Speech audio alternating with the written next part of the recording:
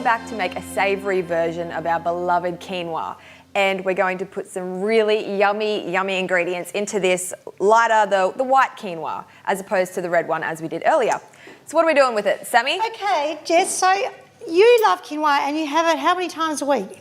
Because it's kind of your staple, isn't it? It is. I probably have it maybe 3 times a week at the moment. Yeah, cool. Yeah. And so when you do it, you just do something really quick that you can quickly do and get instantly satisfied. I usually look in my fridge, I get my quinoa, look in my fridge, see what I've got. Cool. And I'll just chuck whatever I have in there into the quinoa and mix it all together. So you could always do grated carrot and all that sort of thing, a little bit of cabbage and those kind of things. I use it as a base for a salad or a stir fry or anything. So today we've got a handful of ingredients that are just kicking around. I've got some shiitake mushrooms. These are fresh shiitake as opposed to the dried ones. So these are a cultivated mushroom. They're an Australian mushroom.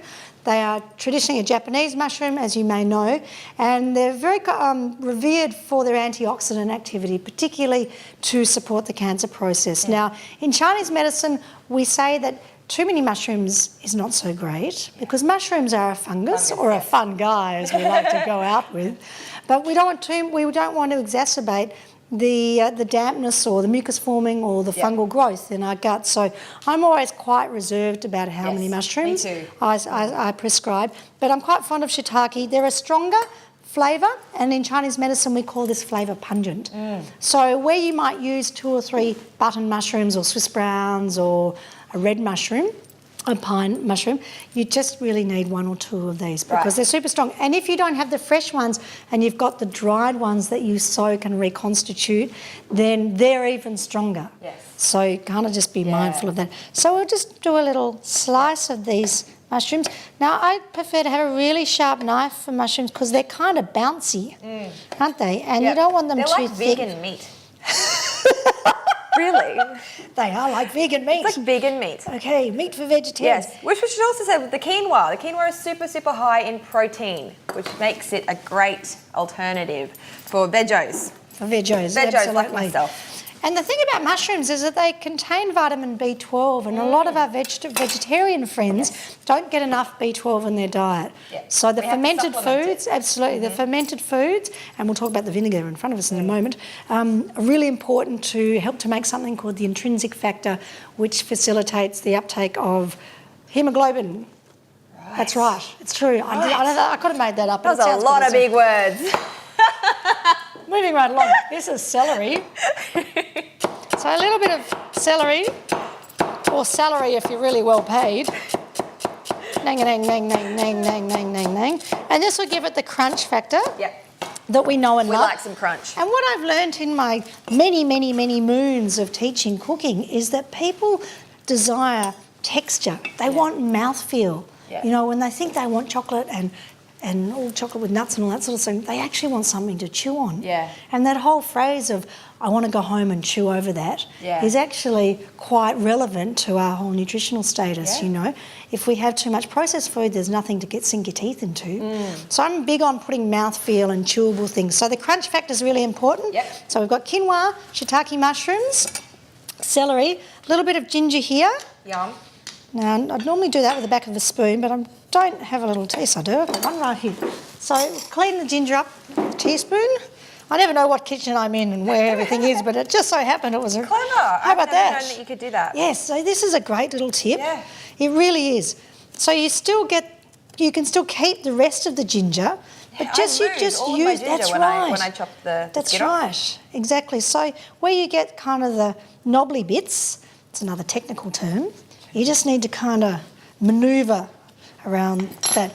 And then using the side of your cheese grater or a microplane, which I love. There's a few things I travel with constantly, even if I'm not working and I'm travelling, and it's a microplane like this. So I've always got ginger and I travel with ginger. It's anti-nausea. Oh, this one's a bit wobbly, hello. So it's anti-nausea and anti-inflammatory, as we know. It's also good for morning sickness and wine sickness. True. And do you know that if you hold on to ginger, it's very, very calming. Really? Like if you have ginger in your pocket and you're really freaked out or you're a handbag, believe it or not, it's really calming because it has that anti-inflammatory response. That's really cool. That's good to know, isn't it? Give that a stir. Powerful stuff. Give that a stir, sister. So we're going to use some maca oil just to bring it all together. Yep. You could use olive oil. It's just I've got macadamia nut oil with me at the moment. Not too much. That's probably I too even much. use flaxseed oil in mine sometimes. Flax would be absolutely Flax. perfect. Yep.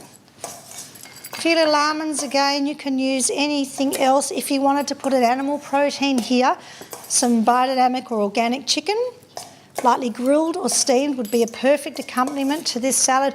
A little piece of white fish like snapper or brim and bear-it would also be a great accompaniment.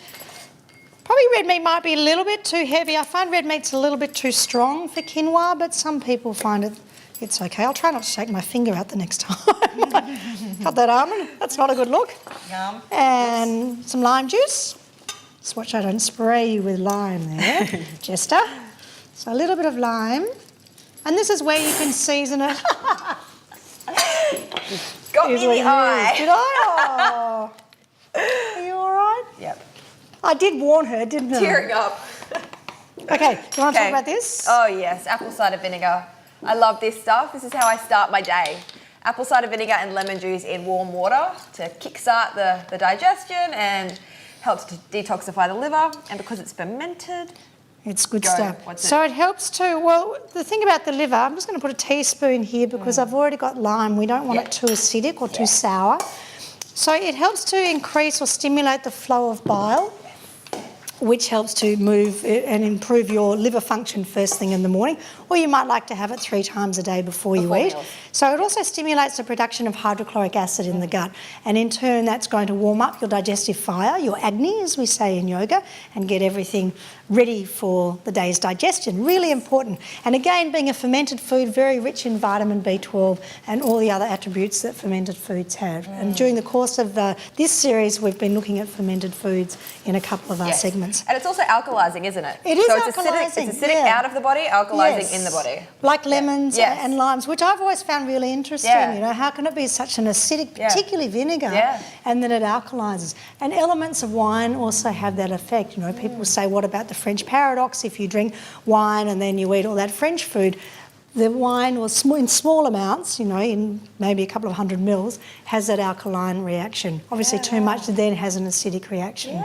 So it's all about alkalinity, pH, what creates acid. We understand that cancer thrives in an acidic environment, and then if we help to balance that acidity and have more alkaline foods, vegetables and so forth, such as the quinoa, very alkalising seed, then that helps to neutralise the pH in the body. Yeah, absolutely. I'd bath in it. I'd put bath water, rinse my hair in it. Of course you would. So we're just going to put a few little Asian. We put a little bit of shiso. Are beautiful. These are micro herbs, and you know they're grown, if you believe it or not. And I know some of my southern state chefs will be like, really? They come from the area around Byron Bay. They come from a tiny little town called The Pocket. And one of the producers is actually called Pocket Herbs, and he distributes to nearly every major restaurant in Australia. Wow. And I went up to visit him, and he's got this extraordinary hydroponic farm, like just rows and rows of different kind of herbs. There must be 30 different sort of flavours of herbs. So we've got some different colours. They're so sweet. So a few little micro herbs, and they're the real thing too. They keep growing. So that's a Japanese shiso leaf, and I think that's just a little bit of, I don't know what that is. I've just made that up. A little bit of, I remember it. I mean, I'll remember as soon as we stop filming. Someone will write in and say, oh, you fool, that's what it is. Okay, so let's put that in the bowl. Do you want some sprouts? Yeah, sure, some greenage. Okay, there's a little bit of more greenage here. So this is the beauty of it. If you've just got some spinach or some lettuce that you want to use up, kale, preferably something with a little bit more power. Grab a spoon to taste. Then certainly incorporate that in. There's a little bowl for you. Yep. And I sometimes put spices in mine, curry and turmeric. Nice one. Yum, yum. So turmeric's the bee's knees. That's the top of my healing foods list. So certainly a little pinch of turmeric or cayenne pepper if you like the chili flavour, the metabolic speedster. Yeah. What do you reckon? It's going to be good. It's really good. Yum. It's good, huh? Tamari, you could put a little bit of tamari through there. If you do soy, other fermented soy, you could put some shoyu through there. A little bit of organic chili sauce. She's going to wear that in a minute. So that's a quick and easy Yep. savoury quinoa story for you to share and like and post all over your own Facebook. You'll love it.